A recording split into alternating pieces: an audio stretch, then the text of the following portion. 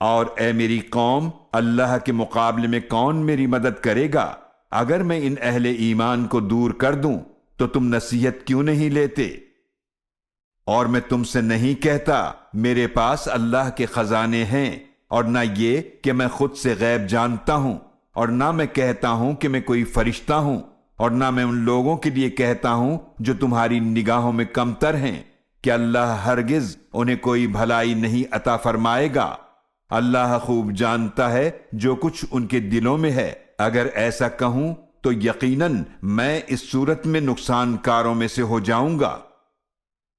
انہوں نے کہا، اے نوح، یقیناً تم نے ہم سے بحث کی اور خوب بحث کی، تو ہم پر وہ عذاب لے آؤ جس سے تم ہمیں ڈراتے ہو، اگر تم سچوں میں سے ہو۔